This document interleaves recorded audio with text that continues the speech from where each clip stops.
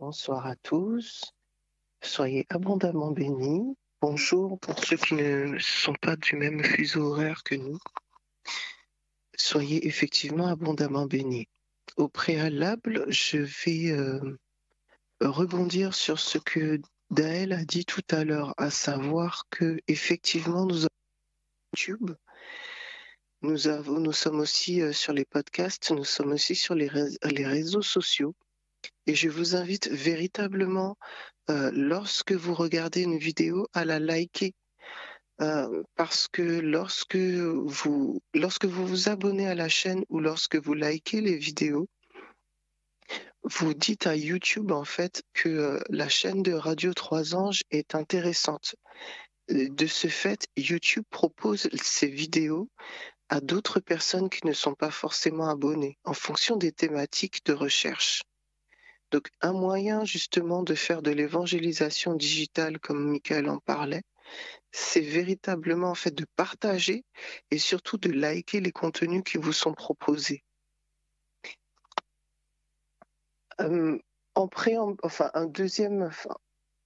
Pour commencer, j'aimerais dire que lorsque vous entendez des messages sur RTA, comme partout, dans une église, sur une autre chaîne YouTube, vous avez un devoir en fait de vérifier, vous avez un devoir d'être comme des Béréens. Les personnes qui viennent et qui parlent sur la radio font des recherches, prient, etc. Ce sont des personnes qui sont sincères, mais qui n'ont pas forcément l'entière vérité. Car la vérité, c'est une personne, c'est Jésus lui-même. Aussi, en fonction du cheminement de chacun, nous sommes sujets à l'erreur, sujets à l'interprétation, sujets à la partialité. La raison pour laquelle je dis ça, c'est que je vais faire ce qu'on va dire plus ou moins des correctifs sur certains messages que j'ai faits. J'ai pris l'habitude de vous dire, si vous voyez que je manque, qu'il manque quelque chose ou que c'est faux ou quoi que ce soit, n'hésitez pas à me le dire. Et donc, le Seigneur a permis justement que je puisse revenir sur certains contenus que j'avais partagés avec vous. Et donc, c'est avec plaisir que je fais ce correctif. Et c'est un point d'alerte justement que je partage avec vous. Prier pour ceux qui parlent de la part de l'Éternel, que ce soit des pasteurs, que ce soit des évangélistes, que ce soit des bénévoles sur RTA ou quoi que ce soit. Notre responsabilité est grande et nous le savons. Nous avons quand même accepté ce mandat. Et de fait, nous sommes exposés et nous sommes aussi exposés plus à la séduction ou à l'erreur que d'autres personnes. Maintenant que j'ai fait ce point, pourquoi je le fais ? Lors de la dernière veillée de prière, j'ai parlé justement du fait que nous ne dépendons pas du calendrier grégorien. Et je suis toujours d'accord avec ce que j'ai dit. Cependant, je me basais sur le calendrier juif ou hébraïque actuel. Après en avoir parlé avec le pasteur Robert Guillaulet, qui avait justement parlé sur la prophétie des 6000 ans et sur d'autres sujets, il m'expliquait en fait que le calendrier hébraïque actuel n'est pas correct, qu'il y a plusieurs centaines qu'ils sont en retard de plusieurs centaines d'années. Et il en a parlé justement sur Radio Trois Anges. Donc je ne peux plus malheureusement vous dire combien d'années d'écart. Si vous voulez, posez-nous la question après et je chercherai et je reverrai avec lui. Sur le principe, tout ce que j'ai dit est correct. Mais je tenais quand même à rectifier ce point. Un autre point que je tenais à rectifier et qui va faire partie de mon message de ce soir, et je remercie le Seigneur parce que ce correctif est aussi pour moi un approfondissement. J'avais parlé justement du fait qu'il y a beaucoup de choses que l'on ne comprend pas dans la Bible, et j'avais parlé du fait que l'on voit Job comme quelqu'un qui n'a pas du tout péché, dans la mesure où le Seigneur dit que Job est intègre. Et ça ne bouge pas. Ce n'est pas parce que Dieu dit de quelqu'un que la personne est intègre, que la personne est sans péché, que la personne n'a rien à se reprocher. Et encore une fois, Job dit bien, ce que je crains, c'est ce qui m'arrive. Les attaques de Job étaient en relation avec justement ce qu'il craignait. Ce qui nous indique par là même que lorsque l'on nous dit qu'il se levait de bon matin, qu'il faisait beaucoup de sacrifices, tout ça, etc., il y avait le fait qu'il aimait Dieu, mais il y avait aussi une part de religiosité et de crainte. Et à un moment donné, Job a été atteint 2 fois par les œuvres. Le Seigneur a vu le cœur de Job, il a vu la sincérité de Job, mais il y avait une faille, et Satan a profité de cette faille. Et c'est la raison pour laquelle, par la suite, Job a dit, « Je croyais te connaître, mais maintenant je te vois. » Et lorsque j'ai partagé ce message, j'ai parlé de l'apôtre Paul, sur le fait qu'il a dit « Ma grâce te suffit ». Le sujet de aujourd'hui va s'appeler « Si tu », 3 petits points. Si, plus loin tu, 3 petits points. Et avant de commencer, je vais faire une courte prière. Seigneur Dieu, je te loue, je te rends grâce, car tu es bon et tout ce que tu fais est bon et parfait. Et que tu te sers de personnes faillibles, tu te sers de personnes qui ne sont pas encore arrivées à la stature de Christ, et tu es OK avec ça. Tu es OK avec nos failles, tu es OK avec nos faiblesses. Parce que ce qui t'intéresse au-delà de tout ça, c'est la disposition de notre cœur. Je te loue, je te rends grâce pour toute personne qui intervient, qui est intervenue sur la radio 3 Anges. Alors que je vais prendre la parole, Seigneur Dieu, ce temps est consacré puisqu'il fait partie de la veillée de prière. Je te demande une grâce particulière sur moi encore en ce moment, afin que mon message puisse être clair, que mes paroles ne puissent pas porter à confusion et que ta gloire soit manifeste durant ce temps. Gloire soit rendue au Père, au Fils et au Saint-Esprit de Dieu. J'ai prié au nom de Jésus. Amen. Donc j'ai dit que mon message s'appellerait « Si tu », 3 petits points. Et ce message va porter à la fois sur l'incrédulité. En fait, ce message va porter sur les croyances. Les croyances, qu'elles soient bonnes ou qu'elles soient mauvaises. La Bible dit qu'il en sera fait selon notre foi. La foi, c'est une croyance remplie de confiance.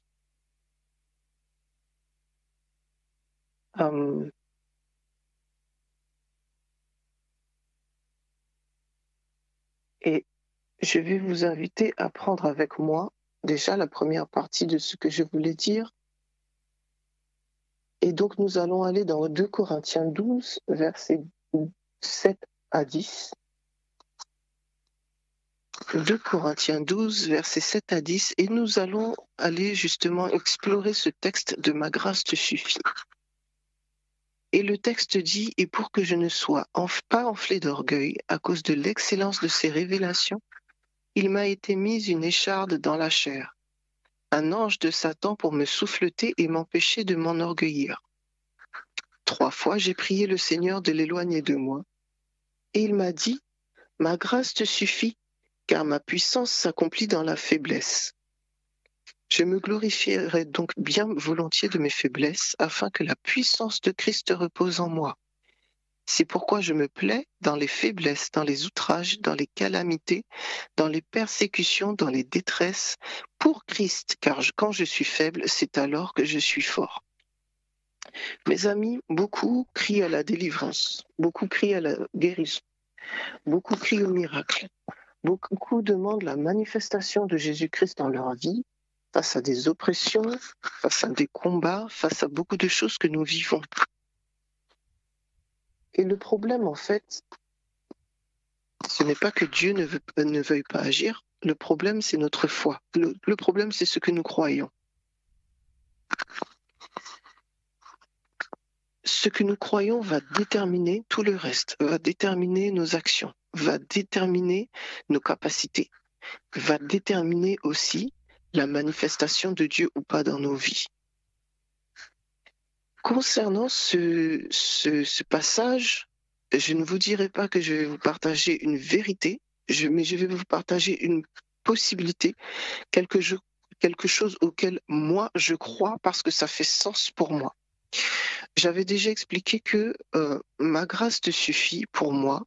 Beaucoup de personnes se servent de ce passage pour dire que voilà, je souffre de telle maladie, que le Seigneur ne me guérit pas parce qu'il m'a dit ma grâce te suffit et que je dois apprendre quelque chose par rapport à ça.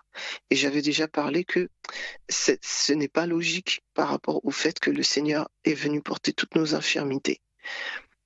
Je l'ai déjà dit, Michael l'a déjà dit, d'autres personnes l'ont déjà dit, et donc je viens là vous proposer une piste de réflexion que je vous demande de mettre en prière et de demander au Saint-Esprit de vous convaincre ou pas. Donc il est dit dans le texte, il m'a été mis une écharde dans la chair, un ange de Satan pour me souffleter et m'empêcher de m'enorgueillir. Je suis allé chercher le mot écharde. La définition, c'est morceau de bois pointu, un pal, un pieu, un éclat ou une écharde, tout simplement. Un ange de Dieu pour me souffleter. La définition de souffleter, c'est frapper avec le poing, donner une gifle à quelqu'un, maltraiter, traiter avec violence et insulte. Donc là, on voit déjà que dans souffleter, il n'y a pas de maladie. Je tiens à le préciser. La grâce, c'est ce qui fournit la joie, le plaisir, les délices, la douceur, le charme, la tendresse. La grâce, c'est la manifestation même de l'action de Dieu. Le mot faiblesse veut dire dans le texte, veut dire étymologiquement faiblesse ou infirmité. Donc je dis bien faiblesse ou infirmité. La Bible doit s'expliquer par la Bible et pas par nos propres interprétations, premièrement. Deuxièmement, la Bible doit être prise dans un contexte. Elle a été écrite dans un contexte, avec des personnes qui avaient une culture particulière. Donc, que nous dit la Bible concernant les échardes? Il n'y a pas de texte en dehors de celui-ci qui utilise le mot écharde. Cependant, il y a des textes qui se rapprochent dans notamment l'Ancien Testament, et je vais vous inviter à prendre avec moi Nombre 33, verset 55. Nombre 33, verset 55. Comme mon temps est limité, je vais essayer d'enchaîner les textes, mais vous pourrez les réécouter et vous pourrez les prendre en note. Nombre 33, verset 55 nous dit, donc on est en train de parler au peuple d'Israël par rapport à la prise de Canaan. Mais si vous ne dépossédez pas devant vous les habitants du pays, ceux d'entre eux que vous laisserez seront comme des échardes dans vos yeux et des aiguillons dans vos côtés. Ils seront vos adversaires dans le pays où vous allez vous établir. Donc là, c'est le mot écharde. Ce n'est pas le même mot que dans 2 Corinthiens 12, versets 7 à 10, puisque dans le Nouveau Testament, c'est du grec. Et là, nous ne sommes pas dans du grec. Mais donc, je reprends. Ceux d'entre eux que vous laisserez seront comme des échardes dans vos yeux et des aiguillons dans vos côtés. Ils seront vos adversaires dans le pays où vous allez vous établir. Donc là, il est question de échardes et d'aiguillons. Et on nous parle des ennemis du peuple d'Israël. On nous parle des Cananéens qui n'auront pas été chassés.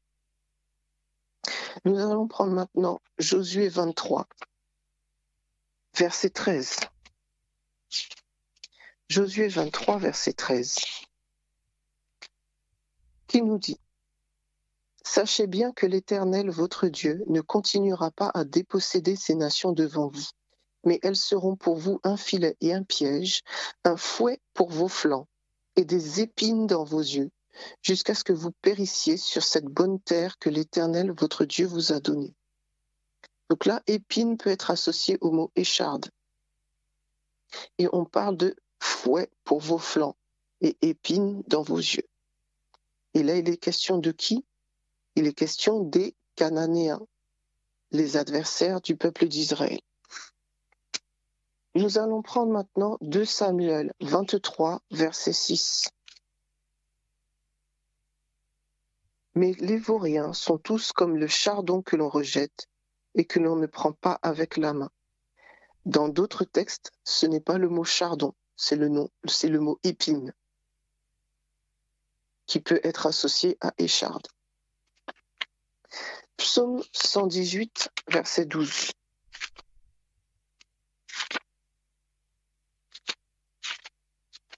J'espère que vous voyez où je veux en venir. Psaume 118, verset 12. Donc là, on est en train de parler des nations environnantes qui sont des nations ennemies. Et il est dit, ces nations-là, elles m'environnaient comme des abeilles, elles s'éteignent comme un feu d'épines. Au nom de l'Éternel, je les taille en pièces. Et là encore, il est question d'épines dans un contexte où le peuple d'Israël a des ennemis. Ézéchiel 28, verset 24.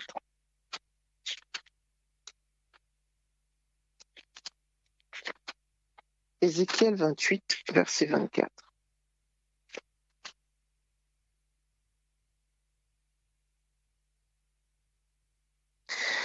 Ainsi, là, il est question de Sidon. Sidon, on est en train de prophétiser sur la chute de Sidon, Sidon qui est un ennemi du peuple d'Israël.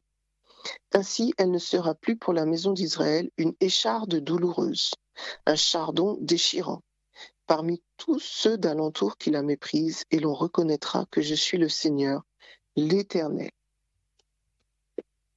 Mes amis, je ne sais pas si vous réalisez ce qui vient de se passer. Je ne sais pas si vous réalisez ce que je viens de faire. Tout simplement, j'ai pris la Bible pour expliquer la Bible. Donc, lorsque Paul parle d'écharde, lorsque Paul parle d'écharde, dans sa chair, un ange de Satan pour le souffleter et l'empêcher de s'enorgueillir, il n'est pas en train de parler d'une infirmité physique. Il n'est pas en train de parler d'une maladie. Pas dans ce texte. Je ne dis pas qu'il n'en a pas eu et je ne dis pas qu'il n'a pas été malade. A priori, historiquement parlant, il se peut justement qu'il ait été malade à un moment de sa vie. Mais dans ce texte-là, écharde dans la chair, c'est une reprise d'une expression qui se trouvait à plusieurs reprises dans l'Ancien Testament. Et pour preuve, Paul l'explique lui-même. Alors, comment dire? Par rapport à faiblesse. Alors, excusez-moi, on va prendre 2 Corinthiens 11, verset 30.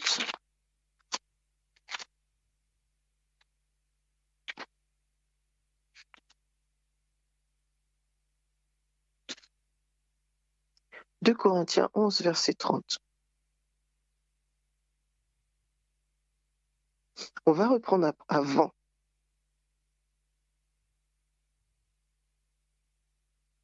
À partir du verset 24. Et donc c'est Paul qui parle et il est en train de citer ce qui lui arrive.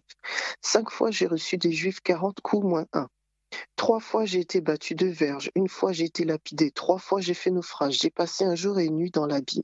Souvent en voyage, exposé au danger des fleuves, au danger des brigands, au danger de la part de mes compatriotes, au danger de la part des païens, au danger de la ville, au danger du désert, au danger de la mer, au danger parmi les faux frères, au travail et à la peine, souvent dans l'éveil, dans la faim et dans la soif, souvent dans les jeûnes, dans le froid et dans le dénuement, et sans parler du reste, ma préoccupation quotidienne, le souci de toutes les églises. Qui est fait pour que je ne sois faible? Qui vient à tomber que je ne brûle? S'il faut se glorifier, c'est de ma faiblesse que je me glorifierai. Là, l'apôtre Paul parle de sa faiblesse dans un contexte d'épreuve, dans un contexte de calamité. Il y a d'autres textes de Paul. Je vous invite à chercher faiblesse dans la Bible, vous-même, et vous trouverez qu'il y a d'autres contextes de Paul où le mot faiblesse est employé, soit pour les calamités, les épreuves, etc., soit infirmité, ça peut être dans le sens spirituel. Enfin, faiblesse ou infirmité, ça peut être dans le sens spirituel, c'est-à-dire le péché, la chair. Ça peut être dans le sens des épreuves, des persécutions, et ça peut être dans le sens des maladies. Ça peut être traduit de différentes manières. Maintenant, pourquoi j'ai pris ce passage-là? Parce que l'on voit, on va reprendre le texte de base,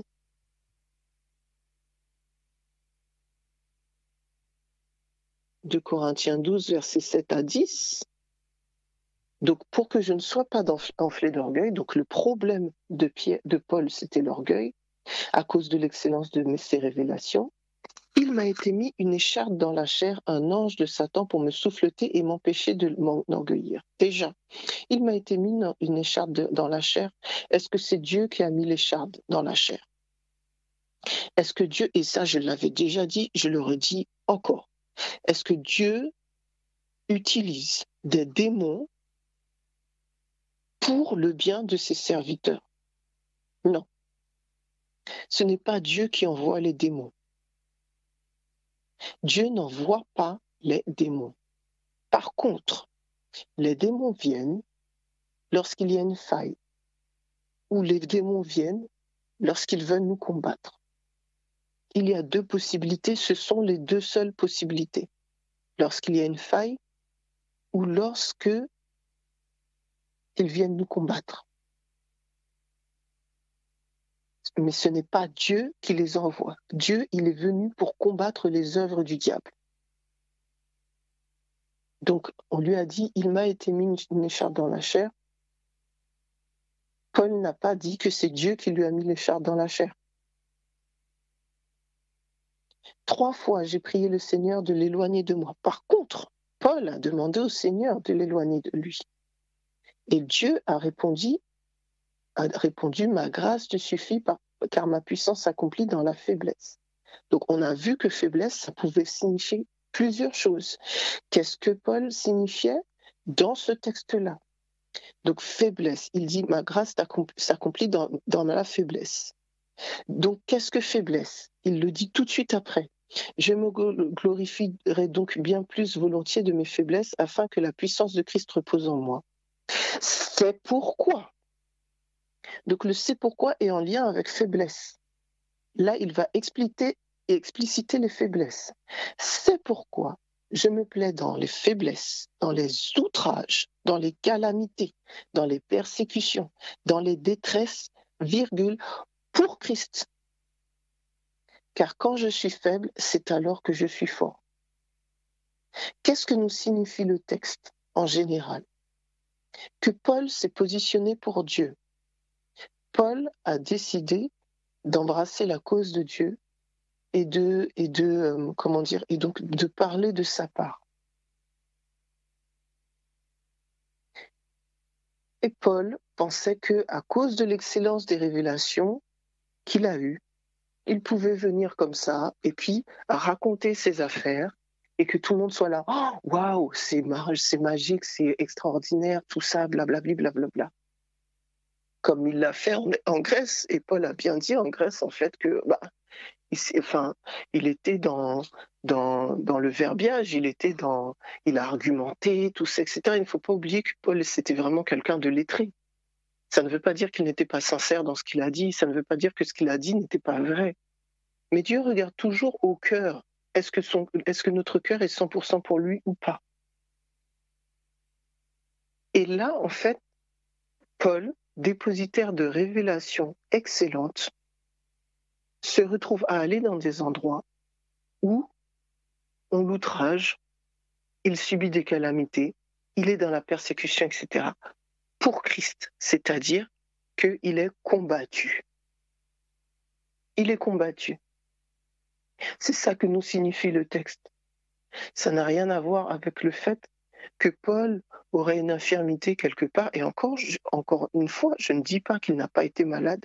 Je ne dis pas qu'il n'a pas eu peut-être une infirmité, parce que il paraîtrait, je dis bien il paraîtrait, il faut que j'approfondisse le sujet, que Paul a été malade en Galatie et que Paul n'avait prévu que de traverser la Galatie, et que suite à sa maladie, justement, il est resté en Galatie. Et que là, justement, il s'est passé certaines choses. Et par rapport à ça, en fait, il y a le texte notamment de Galates 4, verset 13.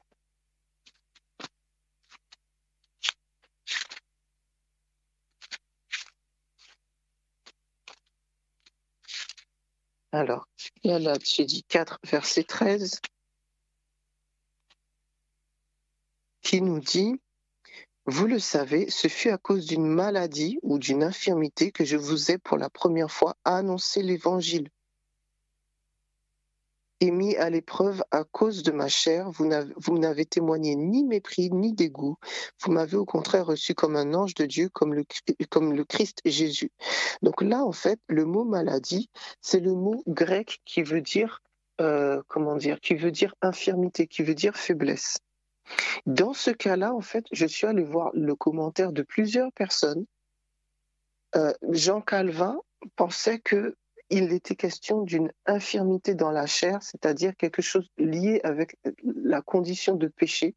Et il a repris, en fait, ce que je viens de vous exposer, à savoir que pour Jean Calvin, Galates 4, verset 13, ne parle pas d'une maladie, mais parle du fait que Paul n'est pas venu dans la gloire. Paul est venu alors qu'on le traitait de paria, qu'on le traitait de fou, d'illuminé, de ci, de ça, mais que les gens de la Galatie, enfin les Galates, pardon, l'ont accepté quand même, au regard même de la manière dont il avait été traité et au regard de la manière dont on l'avait présenté à ces gens-là. D'autres pensent effectivement que c'est une maladie. Donc, je vous expose clairement. Je n'ai pas encore, il faut que j'approfondisse encore la question. Donc, sur ce texte de Galates, je ne sais pas s'il s'agit, lorsqu'il parle d'infirmité de la chair, s'il s'agit d'une maladie ou pas. Mais ce n'est pas parce que dans ce texte-là, il s'agirait d'une maladie que ça justifierait que l'on dise dans le texte de 2 Corinthiens que l'écharde dans la chair était une maladie, un problème un problème aux yeux, et tout ça. Le texte de 2 Corinthiens 12, versets 7 à 10, en fait, s'explique par lui-même. Déjà au regard de ce que veut dire écharde par rapport à l'Ancien Testament, et au regard aussi des termes spécifiques que Paul emploie, en expliquant que c'est pourquoi il explicite lui-même ce qu'il entend par faiblesse, par infirmité, dans le texte, en parlant de outrage, calamité, persécution, détresse. Et donc, c'est à ce moment-là que quand il est faible, alors il est fort. Et pourquoi il dit ça? Mais frères et sœurs, imaginez, on vous lapide. Tout le monde croit que vous êtes mort et vous ressuscitez.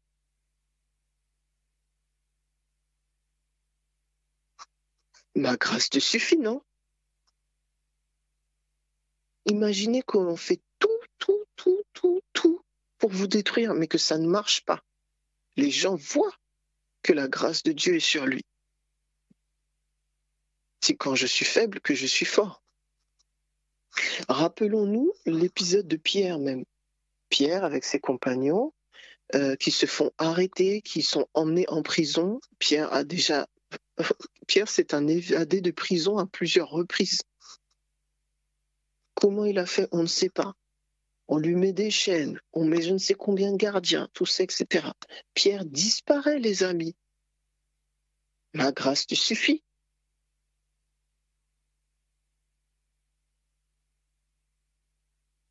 Ce que le Seigneur voulait dire par là, par ma grâce te suffit, c'est ne t'inquiète pas, je suis là. Je suis là, ils ne prévaudront pas sur toi. Ils ne prévaudront pas sur toi. Et la manière dont je te sortirai d'affaire chaque fois prouvera que je suis vivant et que je suis le plus fort. Voilà ce que veut dire ma grâce te suffit. Ma grâce te suffit signifie Je suis au-dessus de tout. Pourquoi maintenant il était important pour moi de faire ce correctif? Ben, déjà, vous comprenez bien, en fait. Moi, la dernière fois, j'avais expliqué que Paul avait dû ne pas comprendre quelque chose parce qu'on ne peut pas, en fait, dire que c'est Dieu qui a envoyé quelque chose, enfin, qui a envoyé un ange de Satan, tout ça, etc. Le fond, j'avais compris que ce n'était pas compatible avec la pensée de Dieu, de nous délivrer, de nous guérir, etc. Mais l'interprétation que j'en avais faite n'était pas bonne. Et là, justement, on va commencer à parler sur ce que je disais, les croyances. Qu'est-ce qu'un fait? Un fait, c'est ce qui se passe. Ce qui se passe autour de nous. Ce qui se passe dans le visible et dans l'invisible. Et je tiens à le préciser. Moi, en tant qu'être humain, je ne perçois ce qui m'entoure qu'à travers mes 5 sens. De ce fait, je perçois les choses partiellement. Certains détails m'échappent. Je dis pas peuvent m'échapper, je dis ils m'échappent. Ils m'échappent déjà au niveau de la sphère du visible, du moins certains. Mais au niveau de la sphère de l'invisible, ils peuvent m'échapper totalement. Je vais voir de manière micro, en pensant juste à moi, ce qui se passe, ma famille, tout ça, mon cercle proche, alors qu'il faudrait avoir une vue macro, c'est-à-dire globale, au niveau de l'univers, de l'humanité, etc. Donc, il y a ce qui se passe, qui est le fait. Il y a le fait que je perçoive ce qui m'entoure de manière limitée. Et ça relève de mes observations. Mon problème, c'est que ce que je perçois, mes observations, s'appuient sur mes préjugés, mes connaissances et le vocabulaire dont je dispose. C'est-à-dire tout ce qui forme mes caractéristiques personnelles. Et tous ces paramètres-là vont influencer mon comportement. Et tout ce que je viens de vous dire là, ces observations qui s'appuient sur des préjugés, des connaissances et du vocabulaire, c'est ma connaissance factuelle. C'est ce que je sais d'un fait en fonction de mes observations qui s'appuient sur mes préjugés, mes connaissances et le vocabulaire dont je dispose. Cette connaissance factuelle, c'est ce qui s'approche le plus de la certitude. Le problème, c'est que à partir de cette connaissance factuelle-là, je vais faire des inférences. C'est-à-dire que je vais commencer à faire une série de déclarations pour tenter de décrire ce que j'ai compris, de décrire l'inconnu à partir du connu.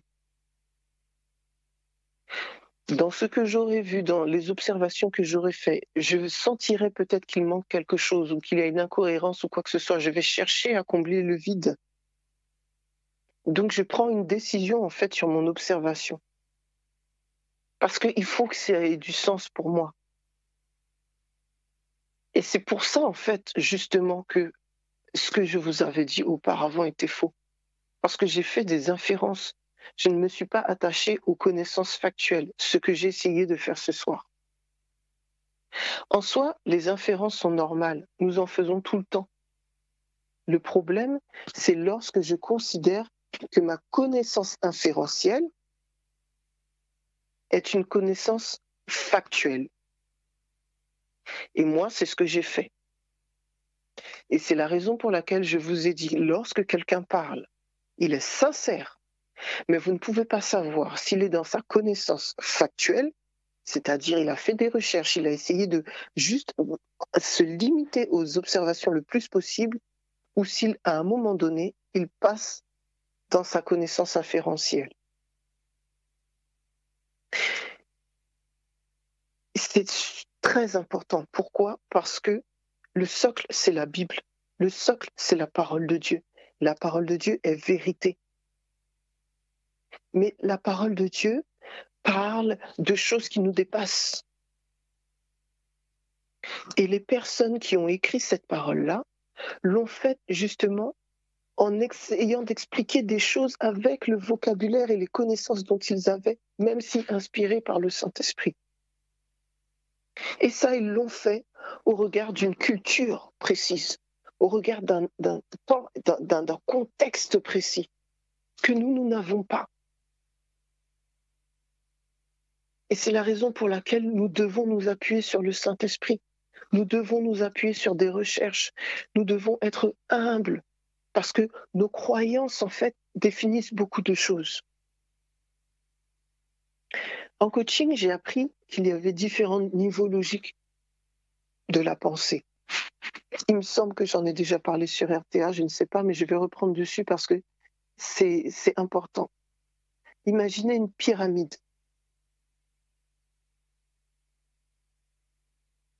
Dans cette pyramide, il y a 5 niveaux. On va partir de la base. Le premier niveau, à la base, c'est le comportement. En dessous de la pyramide, vous avez tout ce qu'on appelle l'environnement, c'est-à-dire le où, le quand, le avec qui et avec le quoi, et avec quoi.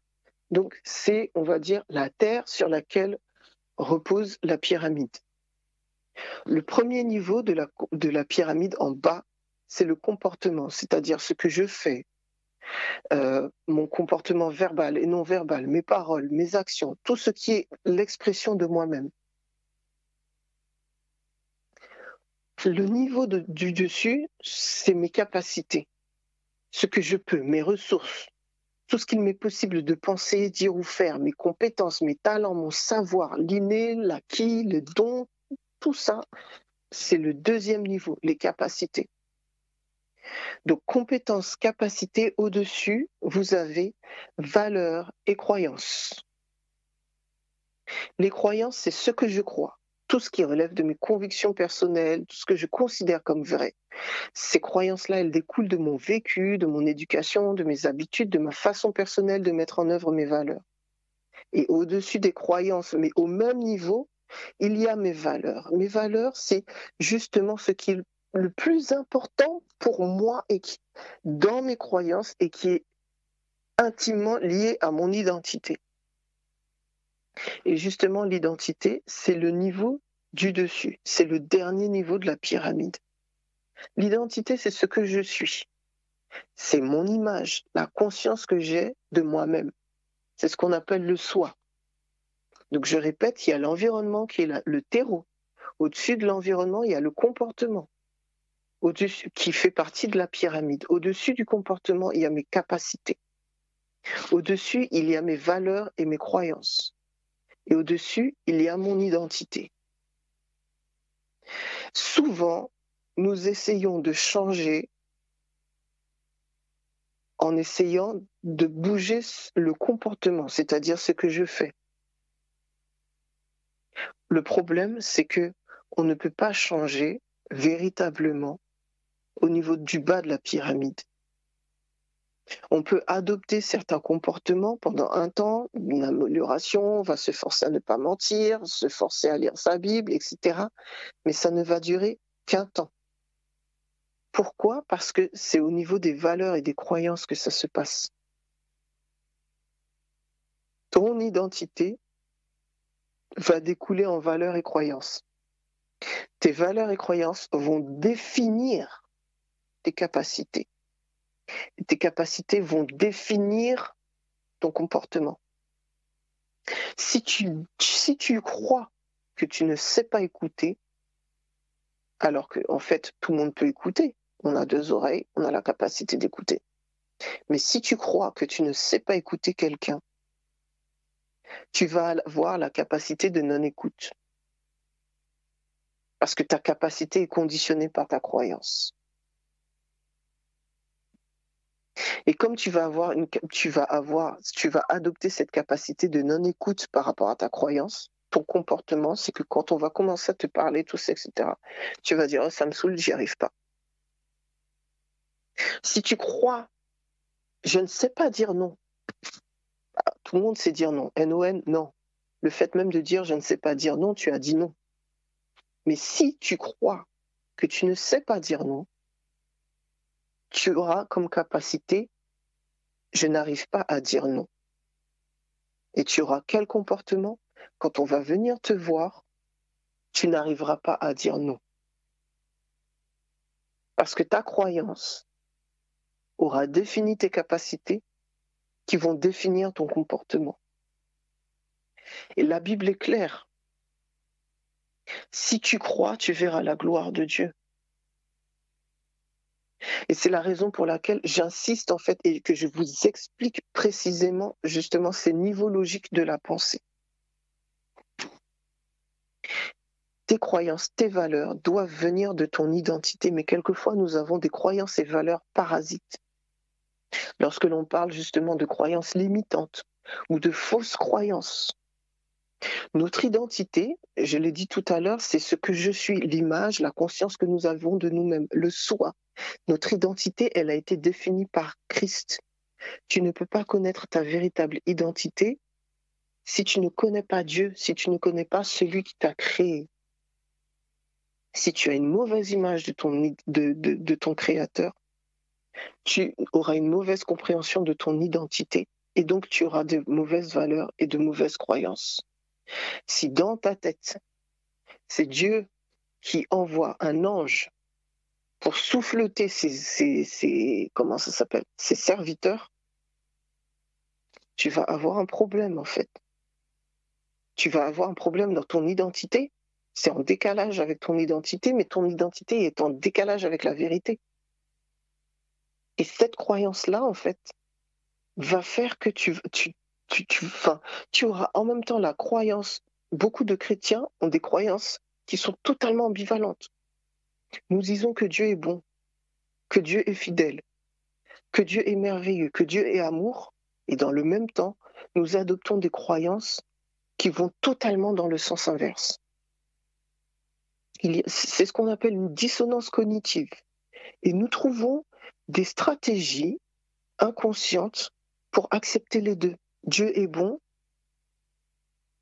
mais il ne m'aime pas. Dieu est amour, mais il aime tout le monde, mais pas moi. Dieu apporte la guérison, mais il ne veut pas me guérir moi. Dieu est le libérateur, mais moi, je n'ai pas droit à la délivrance. Le sang de Jésus efface tout péché, mais moi, je ne le mérite pas parce que j'ai fait telle ou telle chose. Vous voyez ce que je veux dire? Et l'on se retrouve ensuite à devenir un chrétien amer, un chrétien plein de culpabilité, un chrétien plein de ressentiment, un chrétien qui ne vit pas en fait la liberté de Christ, tout simplement parce qu'il y a un problème au niveau de nos croyances. Mais on va accuser Dieu en fait. Au fond de nous-mêmes, on va accuser Dieu. Ou on va s'accuser soi-même. Parce que c'est pas normal en fait. Donc en fait, oui, si je n'arrive pas à la guérison, si je n'obtiens pas la guérison, s'il y a encore des oppressions chez moi, si le malin arrive encore à m'attaquer, si ça, c'est peut-être qu'il y a un problème chez moi, c'est peut-être que je ne le mérite pas, c'est peut-être parce que voilà, Dieu veut me punir. Ou c'est de la faute de l'autre. Il y a énormément de chrétiens qui vivent des oppressions démoniaques, qui n'arrivent pas à en être délivrés parce qu'ils accusent les autres de ces oppressions démoniaques. Ils ne prennent pas en compte le fait que nous avons tous un héritage démoniaque depuis Adam. Ça encore, je l'ai redit, mais je vais le redire. Au moment où Adam pêche, au moment où les êtres humains pêchent, Dieu dit au serpent, tu mangeras de la poussière. Et Dieu dit à Adam, tu es poussière et tu retourneras à la poussière. Donc Dieu est en train de dire, Satan mange poussière. Adam égale poussière. Donc Satan mange Adam. À ce moment précis, le Seigneur est en train de déclarer que la démonisation, que les oppressions démoniaques, que les influences sataniques ont commencé. Elles ont commencé au moment de la chute dans le jardin d'Éden. Ce qui veut dire que Adam, Ève et tous leurs descendants avaient des problèmes de démonisation, des problèmes d'influence satanique, des problèmes d'esprits mauvais dans leur vie. Et nous faisons partie de cultures diverses. La plupart d'entre nous, nous ne sommes pas nés juifs. Ou peut-être que nous avons du sang juif de l'arrière, mais mêlé. Et nous sommes fiers de nos cultures. Mais derrière une culture, il y a un culte. Derrière un culte, il y a un Dieu. Ce qui veut dire que nos ancêtres ont proclamé des choses sur nous. Nos ancêtres ont fait appel à des esprits protecteurs pour leur famille. Nos ancêtres ont passé des pactes. Nos ancêtres ont fait des vœux. Et nous sommes tributaires de toutes ces choses.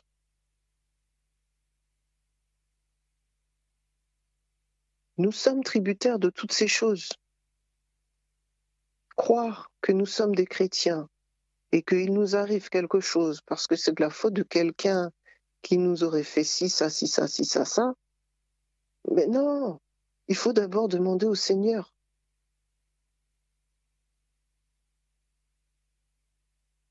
Il faut d'abord demander au Seigneur. Ce n'est pas toujours la faute de l'autre.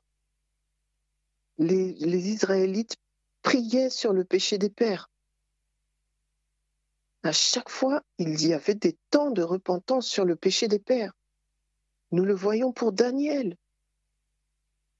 Daniel a dit, nous avons fait ceci, nous avons fait cela. Mais est-ce que c'est Daniel qui a fait? Non.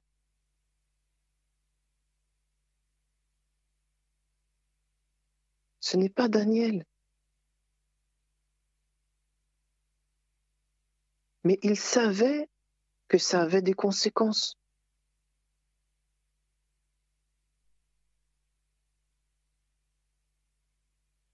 Il savait que ça avait des conséquences.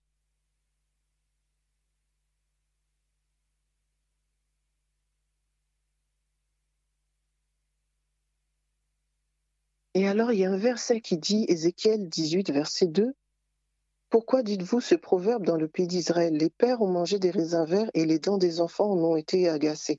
Je suis vivant, dit le Seigneur l'Éternel. Vous n'aurez plus lieu de dire ce proverbe en Israël. Voici, toutes les âmes sont à moi, l'âme du Fils comme l'âme du Père. L'une et l'autre sont à moi, l'âme qui pêche, c'est celle qui mourra. L'homme qui est juste, qui pratique la droiture et la justice, qui ne mange pas sur les montagnes et ne lève pas les yeux vers les idoles de la maison d'Israël, qui ne déshonore pas la femme de son prochain et ne s'approche pas d'une femme pendant son impureté, qui n'opprime personne, qui rend au débiteur son gage, qui ne commet point de rapine, qui donne son pain à celui qui a faim et couvre d'un vêtement celui qui est nu, qui ne prête pas à intérêt et ne tire point d'usure, qui détourne sa main de l'iniquité et juge selon la vérité entre un homme et un autre, qui suit mes lois et observe mes ordonnances en agissant avec fidélité, celui-là est juste, il vivra, dit le Seigneur l'Éternel. » Donc là déjà, encore une fois, il y a un souci. Est-ce que par rapport à ça, Dieu est en train de dire qu'on n'aura pas des problèmes avec les mauvais esprits? Il est en train de parler de l'âme qui pêche, c'est celle qui mourra. Il est en train de parler de l'âme, il est en train de parler du salut. On peut aller au ciel alors qu'on n'a pas été totalement délivré d'esprits mauvais sur terre. Le salut n'a rien à voir. Le salut n'a rien à voir avec la présence d'un esprit mauvais ou pas. Pour preuve, on ne me fera pas croire que ce n'est pas des esprits mauvais qui ont influencé David à coucher avec Bathsheba, à faire tuer son mari Uri, etc. Et pourtant, Dieu l'appelle l'homme selon son cœur.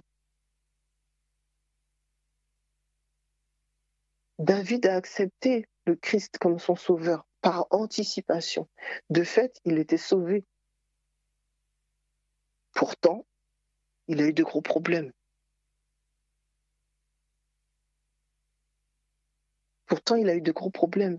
Pierre, il a accepté le Christ, il était disciple de Christ. Pourtant, à un moment donné, Christ a dit, arrière de moi, Satan. L'oppression démoniaque, c'est quelque chose qui fait partie de notre quotidien. L'oppression démoniaque fait partie de notre quotidien. Le salut nous est garanti à partir du moment où nous croyons en Christ. Donc, nous ne mourrons pas, nous vivrons éternellement. Mais ce n'est pas parce que tu as accepté Christ et que tu as le salut que tu ne peux pas avoir de démons ou que tu ne peux pas avoir de problèmes démoniaques ou que tu ne peux pas avoir d'oppression. Pour preuve même, on vient de le lire dans 2 Corinthiens, Paul, serviteur de l'Éternel, apôtre, il servait Christ, il était sauvé, mais il éprouvait des oppressions démoniaques, des esprits mauvais étaient contre lui et soulevaient les foules contre lui. Et c'est Paul. Mais si dans ta tête tu crois que, ah oui, parce que je suis baptisé, je ne peux pas avoir d'esprit mauvais en moi, ou je ne peux pas subir certaines formes d'oppression venant de mon côté, ma famille, mes ancêtres, mes ci, mes ça, alors que même tu n'as jamais prié sur le péché des pères, tu n'as jamais confessé le péché des pères, tu n'as jamais dit, Seigneur Dieu, montre-moi, révèle-moi s'il n'y a pas des autels qui ont été établis dans ma famille, s'il n'y a pas eu de pacte sur moi, s'il n'y a pas eu de lien qui enchaîne ma famille. Montre-moi si je n'ai pas été mariée dans la sorcellerie, si les descendants de mes aïeux n'ont pas été vendus. Montre-moi s'il n'y a pas des esprits familiers. Les esprits familiers, ce sont nos aïeux, nos ancêtres ont fait appel à des esprits pour protéger la famille. Ces esprits sont venus et ont considéré que dans la mesure où ils devenaient les protecteurs de famille, ils faisaient partie de ces familles. C'est ce qu'on appelle des esprits familiers. Le fait d'avoir accepté Christ ne veut pas dire que les esprits familiers sont partis. Ça veut juste dire qu'il y a cohabitation et qu'il revient à toi, selon l'autorité que nous avons reçue de Jésus-Christ, car je vous ai donné le pouvoir de marcher sur les scorpions et les serpents et toute la puissance de l'ennemi, et rien ne pourra vous nuire. Donc le Seigneur attend de nous que nous apprenions à exercer l'autorité qu'il nous a donnée pour chasser les esprits mauvais qui agissent dans notre environnement, dans notre vie.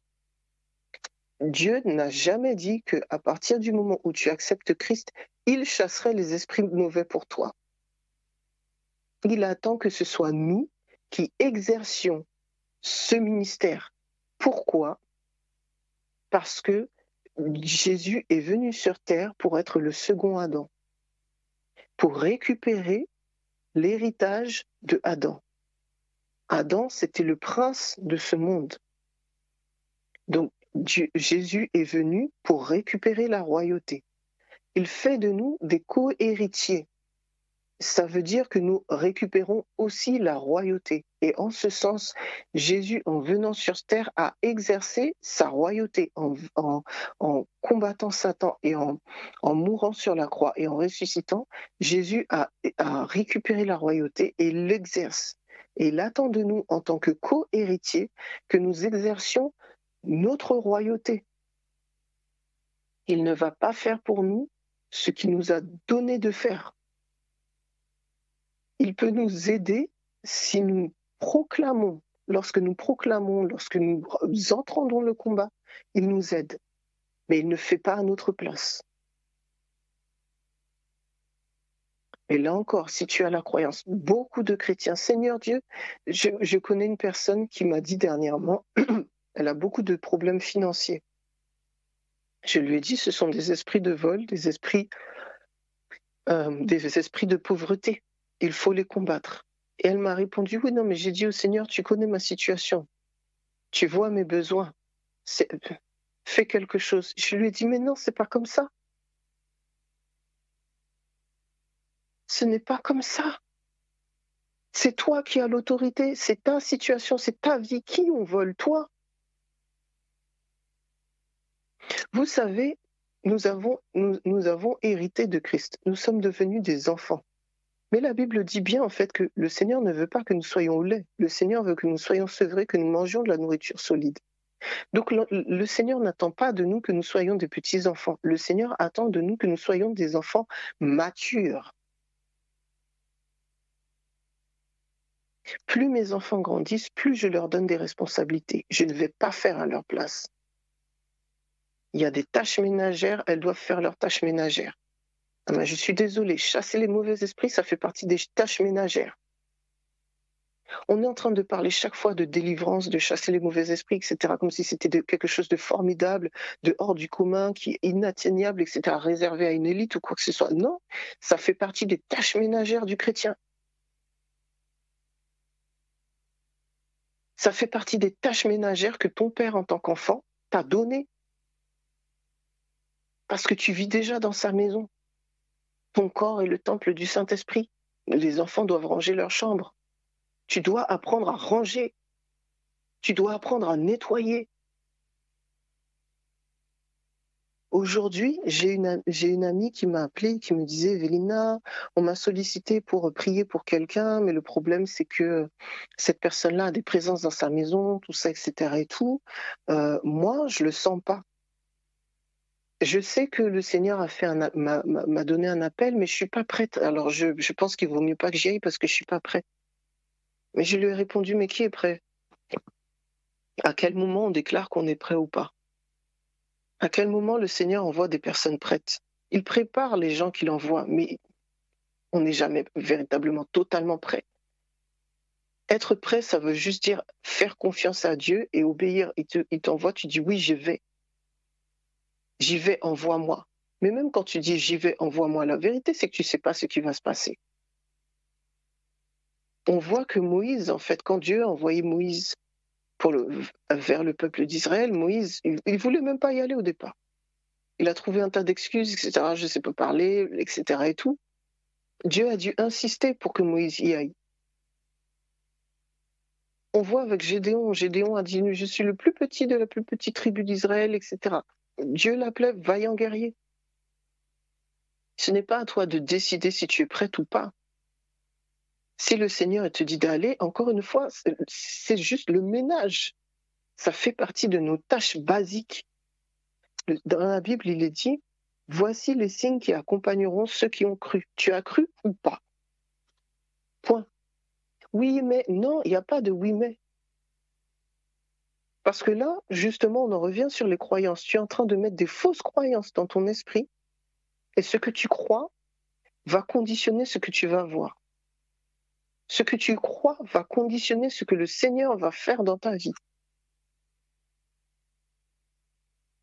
Ce que tu crois doit être basé sur la parole de Dieu, sur l'identité que tu as reçue de Christ. Et je vous ai parlé en fait de l'environnement, de la pyramide des niveaux logiques, mais ce que je ne vous ai pas dit, c'est qu'au-dessus de la pyramide, il y a ce qu'on appelle l'appartenance. Au niveau de l'appartenance, c'est là qu'il y a la spiritualité. Donc moi, je dis c'est là qu'il y a Dieu. Au-dessus de la pyramide, c'est Dieu qui va te donner ton identité. Et Dieu dit de toi que tu es un co-héritier, c'est ça ton identité. Qui était Jésus? Qu'est-ce que faisait Jésus? Je suis co-héritier, donc c'est pareil. C'est pareil. Et si on me dit que celui qui croit,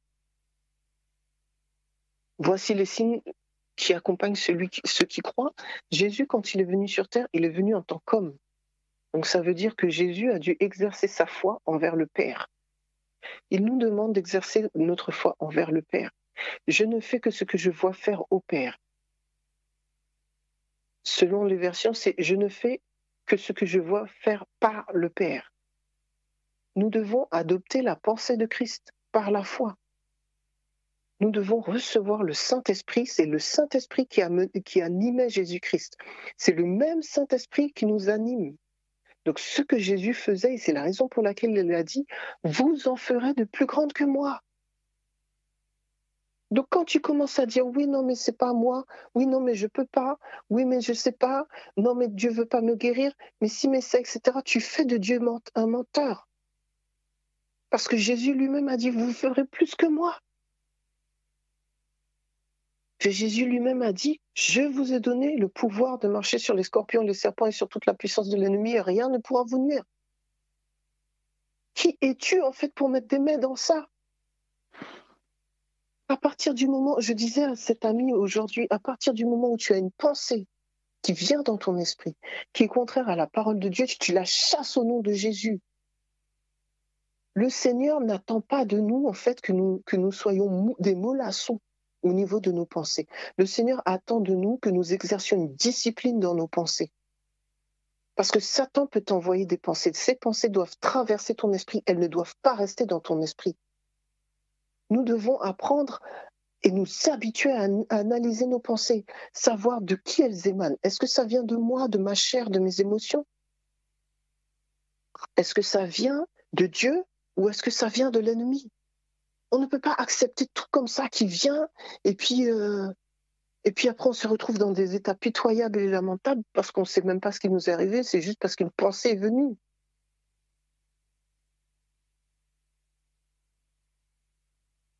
Cet ami m'a dit, mais la délivrance, c'est un don qu'on a. Et c'est le Saint-Esprit qui le donne. Et je lui ai dit, mais dans la Bible, où c'est marqué que la délivrance est un don?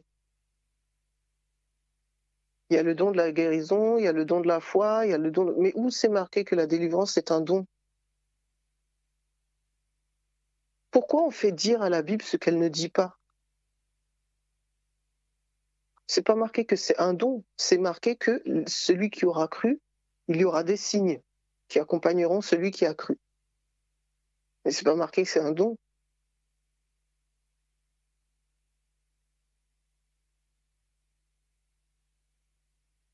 Je connais plein de personnes qui sont en train qui vivent des séparations, etc. Oui, mais est-ce que c'est la volonté de Dieu que véritablement je continue de prier pour la réconciliation avec mon mari? Je suis en train de demander au Seigneur, mais il me donne pas de réponse. Oui, pourquoi? Parce que la Bible est claire. Le Seigneur, il t'a déjà donné des réponses. Il est pour la réconciliation. Il n'aime pas le divorce. Je hais le divorce. Qu'est-ce qui n'est pas clair? Et donc, une personne me disait, oui, mais en fait, peut-être que le Seigneur refuse enfin oui, je suis convaincue que Dieu refuse le divorce, mais si, comment dire, si la réconciliation veut dire qu'en fait ton mari revient dans ton couple et qu'en fait, à cause de lui, tu perds ton salut, alors Dieu va refuser. Mais là, je lui ai répondu, mais si tu perds le salut à cause de quelqu'un, le problème ne vient pas de la personne, le problème vient de toi. Parce que la Bible, elle dit bien que ni la mort, ni la vie, ni les dominations, ni quoi que ce soit ne pourront te séparer de l'amour de Dieu. Donc si tu te retrouves séparé de l'amour de Dieu, si tu perds le salut, le problème n'est pas chez l'autre, le problème est chez toi. Alors oui, la situation va t'étirer. Oui, la situation va te rendre inconfortable. Oui, la situation est problématique. Oui, ça va être une écharpe dans la chair. L'esprit mauvais qui anime les actions, les pensées, etc. de la personne. Mais ne fais pas dire à la parole de Dieu ce qu'elle ne dit pas. Ah oui, pour la délivrance, il faut jeûner d'abord. Il faut jeûner d'abord parce que sinon, mais ok, qui a dit que pour chaque délivrance, il fallait jeûner d'abord? Ah oui, pour la délivrance, il faut être saint, il faut ne pas avoir fait ci, il faut ne pas avoir fait ça. Mais parmi les 70, il n'y avait pas Judas. Hein. Ah bon, il y avait Judas? Bah oui, parmi les 70, il y avait les 12, non? Mais Judas, à cette époque, il volait déjà dans la caisse, non? Et pourtant, ça n'a pas empêché que Judas fasse partie de ceux qui aillent délivrer des gens. Oui, mais je peux pas. Enfin, si moi-même j'ai des problèmes, je suis pas encore. Attends, j'arrive pas à avoir d'enfants. Comment je pourrais prier pour que des gens aient des enfants? Ben ouais, mais Abraham, il a prié pour Abimelech et puis pour d'autres personnes pour les bénir. Il a prié pour la maison d'Abimélec, justement parce que la présence de Sarah chez Abimélec, faisait que la stérilité est tombée sur le peuple. Mais c'est Abraham, le stérile en puissance, avec sa femme stérile en puissance, qui a prié pour que d'autres puissent avoir des enfants. Et le Seigneur a répondu à la promesse, à la prière. Ce n'est pas parce que tu n'as pas encore vécu de délivrance, sur un point précis, ou de guérison sur un point précis, que tu ne peux pas prier pour les autres par rapport à ce même point. Toi, dans ta tête, tu dois savoir que tu n'as pas encore été délivré ou guéri de telle chose, mais que ça va venir. Mais ce n'est pas parce que ce n'est pas arrivé dans ta vie que tu ne peux pas prier pour les autres, bien au contraire. Parce qu'il se peut même que ce soit en priant pour les autres que tu puisses obtenir ta délivrance.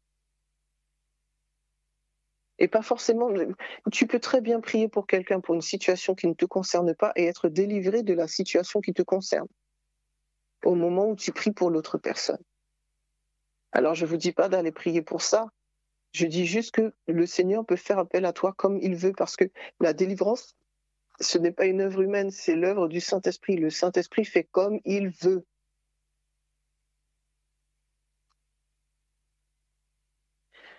Le Saint-Esprit fait comme il veut. Alors je vois que le temps est court, je vais raccourcir mon propos, on va juste partir dans...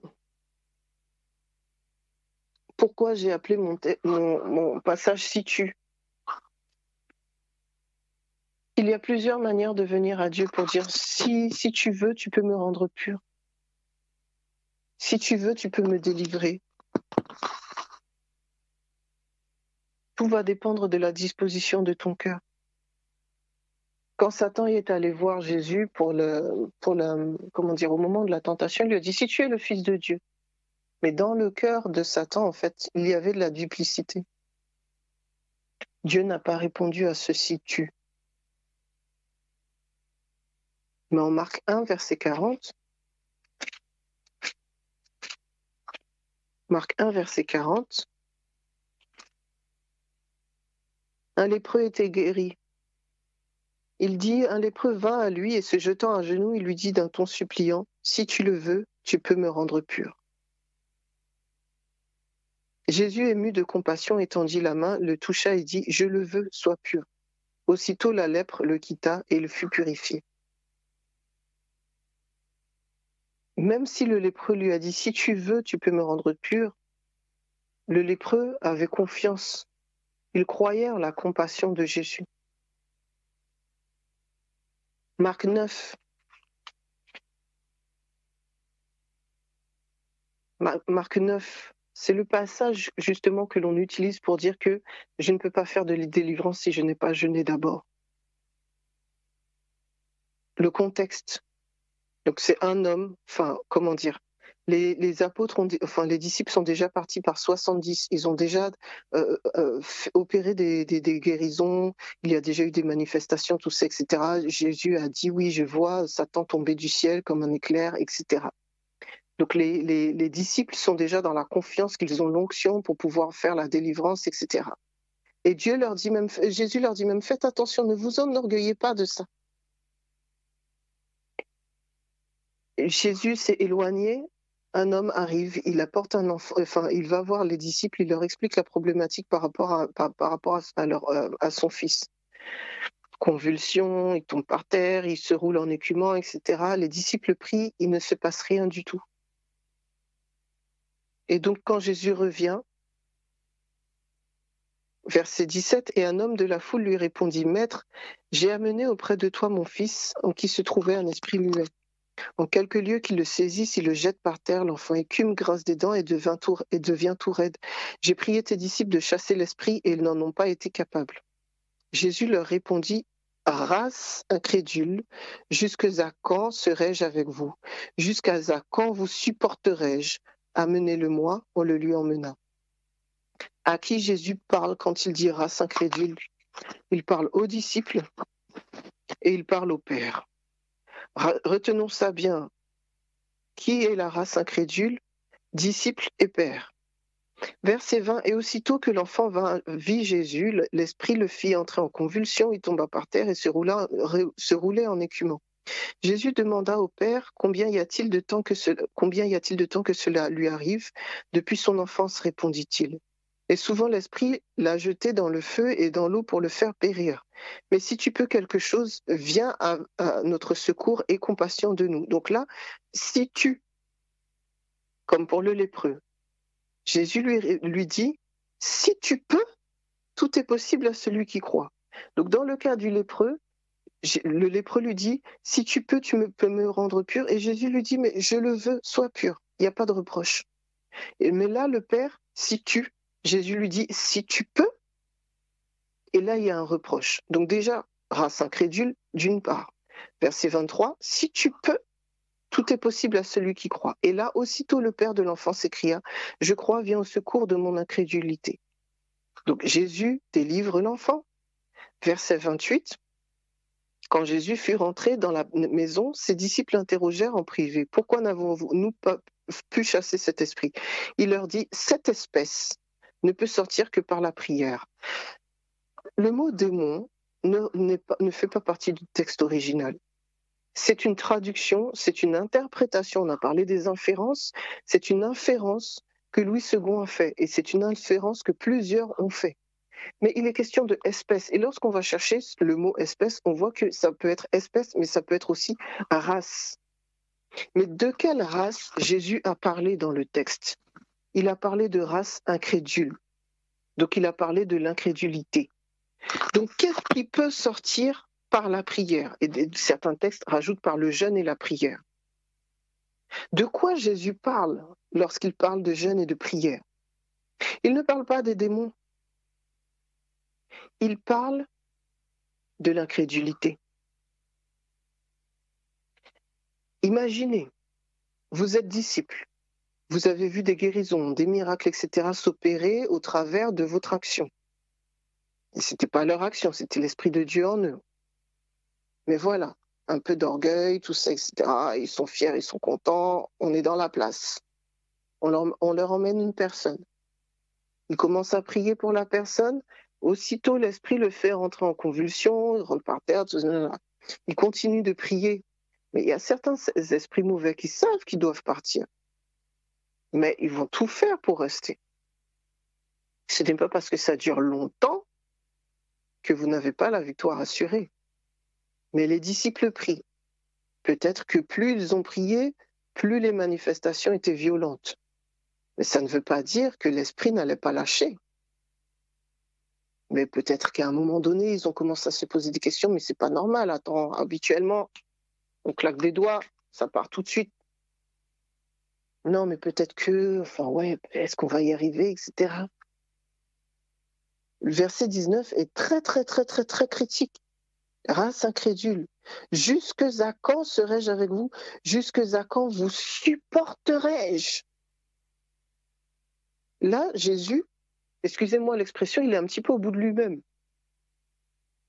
Je vous enseigne, je vous parle, je vous montre la gloire du Père. Je vous montre justement que je suis là pour détruire les œuvres du diable.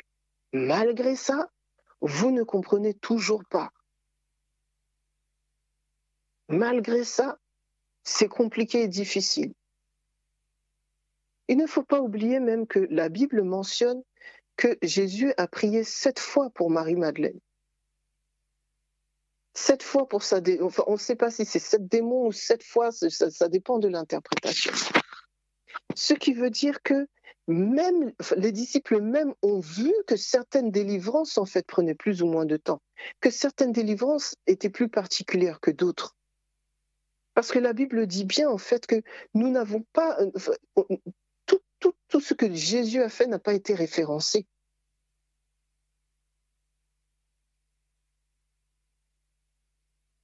On nous raconte que Jésus a délivré comme ça. On ne sait pas. Il y a certains détails qui ne nous sommes pas communiqués. Mais en tout cas, là encore, c'est une fausse croyance. Je vais prendre un dernier texte avec vous, Matthieu 8, verset 31.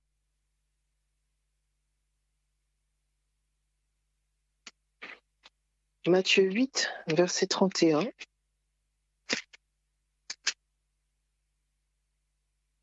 Donc là, on parle de 2 démoniaques guéris. Et là, ce sont les démons qui supplient Christ. Si tu nous chasses, envoie-nous dans ce troupeau de pourceaux. Et qu'est-ce que l'Éternel leur dit? Allez. C'est énorme, les amis. Les démons même disent à Jésus, si tu, et Jésus agrée. Jésus répond. Vous vous rendez compte? C'est énorme. Les démons connaissent la suprématie de Christ. Les démons croient. Croire, ça ne suffit pas. Mais là même, les démons disent, écoute, si tu, les démons supplient, si tu. Et Jésus répond à la demande des démons. Et nous qui sommes enfants de Dieu, héritiers, co-héritiers avec Christ, quel genre de si tu nous faisons à l'Éternel? Alors que Jésus même est prêt à répondre à la demande de démons. Et nous croyons que Jésus n'est pas prêt à répondre à nos demandes légitimes en termes de guérison, en termes de miracles, en termes de libération, en termes de délivrance.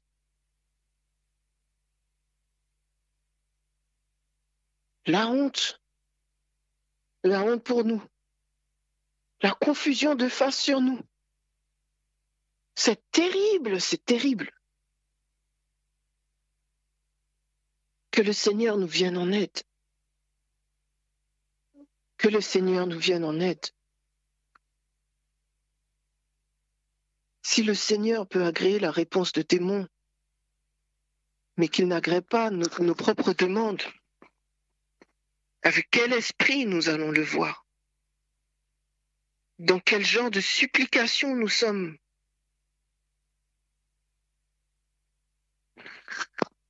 Ainsi le Seigneur a plusieurs réponses. À ceux qui le connaissent mais qui le rejettent totalement. Il oppose la parole de Dieu comme il l'a fait à Jésus. À ceux qui reconnaissent son autorité et qui savent qui il est. Il accepte, quand bien même ce sont des démons.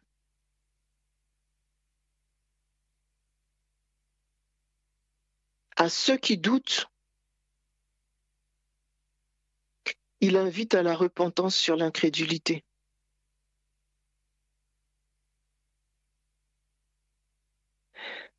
Dans quelle catégorie tu es? Dans quelle catégorie je suis?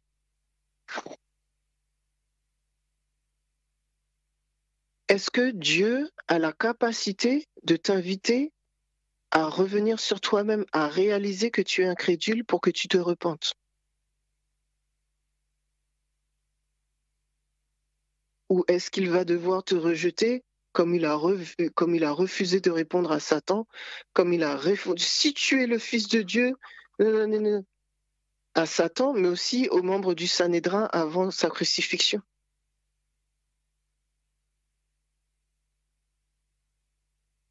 Dans quelle catégorie sommes-nous aujourd'hui?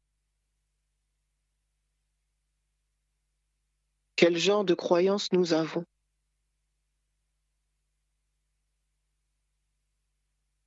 Que Dieu nous vienne en aide.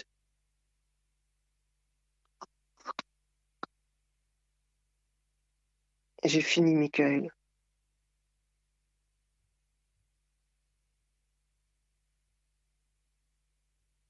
Amen.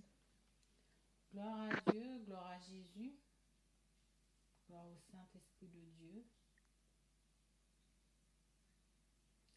Merci Evelina, gloire à Jésus, Amen.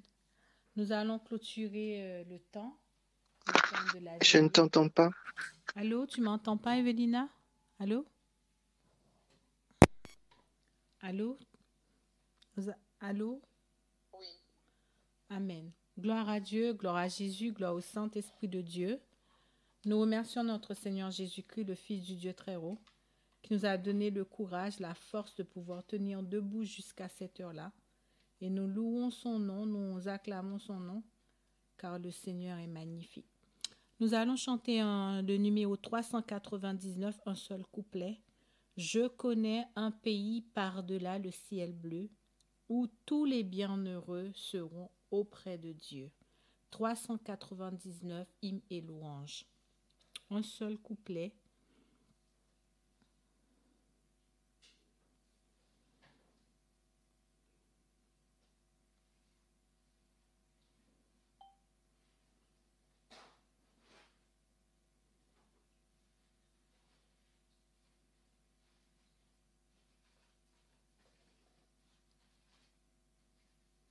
Je connais un pays par-delà le ciel bleu, où tous les bienheureux seront auprès de Dieu, dans le repos parfait, le séjour ravissant, la plus d'un cruel, de douleur, de tourment, dans la maison là-haut, où je serai bientôt, rien ne troublera plus le bonheur des élus, dans la maison là-haut, où je serai bientôt, rien ne troublera plus le bonheur des élus. Nous allons faire la dernière prière avec Evelina.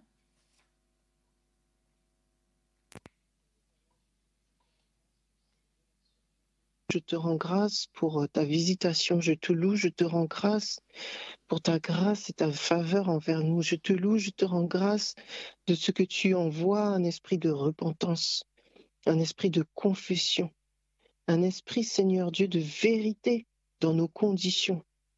Que ton esprit passe dans nos doutes, nos forteresses de raisonnement, passe dans nos fausses croyances, dans nos croyances limitantes, passe dans les mensonges de Satan. Que ton esprit passe dans nos profondeurs, dans nos tréfonds. Que ton esprit passe dans toute racine d'iniquité dans nos vies. Que ton esprit passe, Seigneur Dieu, dans notre héritage, dans notre histoire. Que ton esprit passe dans la mémoire de notre corps, dans la mémoire de notre cœur, de notre âme et de notre esprit. Que ton esprit passe dans nos blessures et dans nos traumatismes. Que ton esprit passe dans tout lien qui nous enchaîne encore.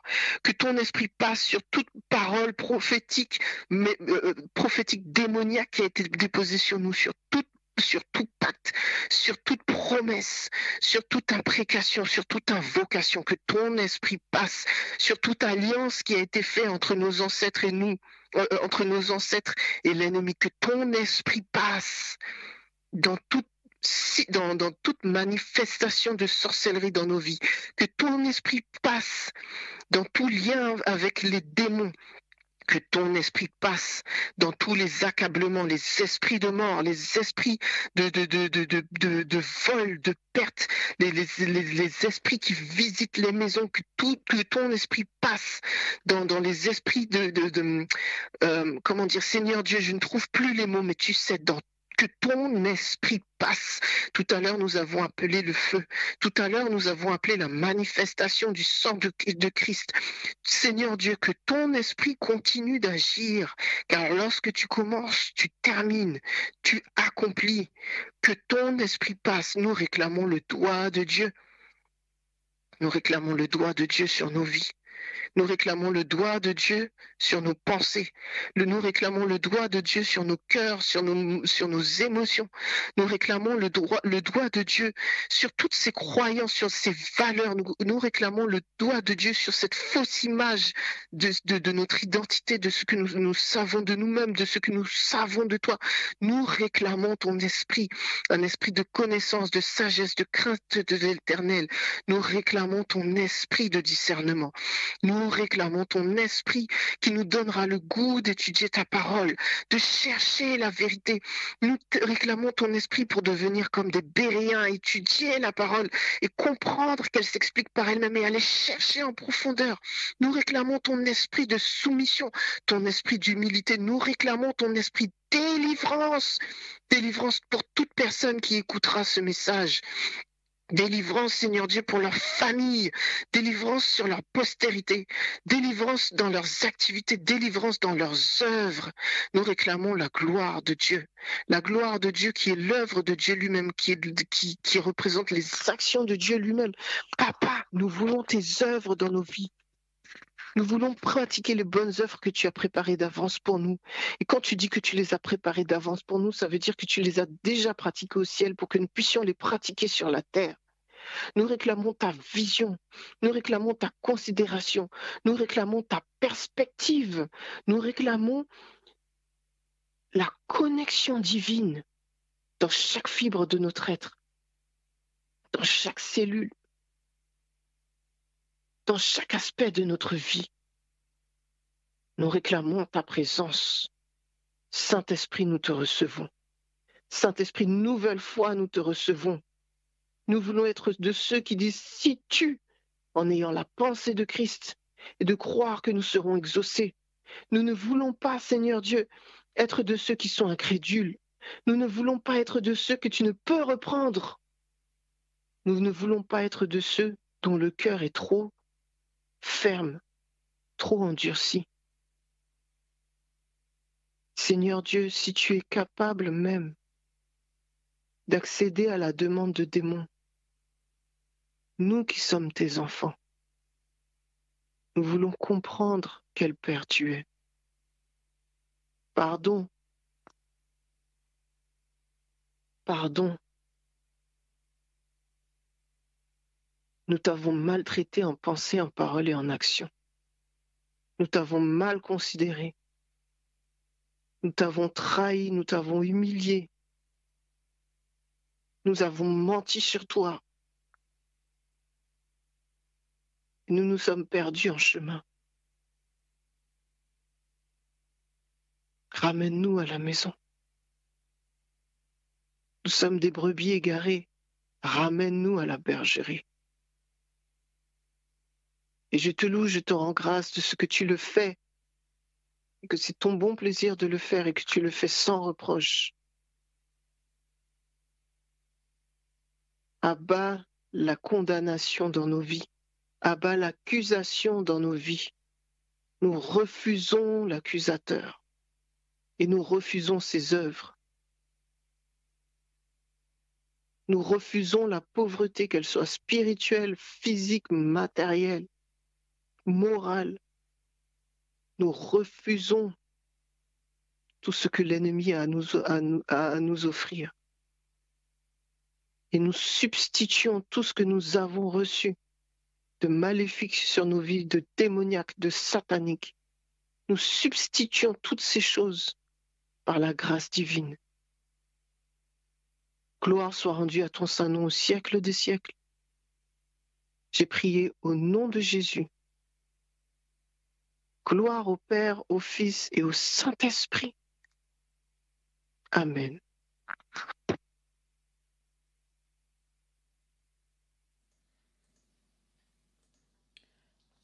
Gloire à Dieu, gloire à Dieu, gloire à Dieu, gloire à Dieu, que ce chant retentisse en tout lieu. Gloire à Dieu, gloire à Dieu, que ce chant retentisse en tout lieu.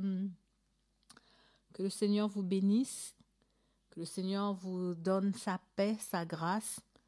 Priez pour la radio Toisange, pour ceux qui peuvent soutenir le ministère. Nous avons besoin de vous pour pouvoir continuer.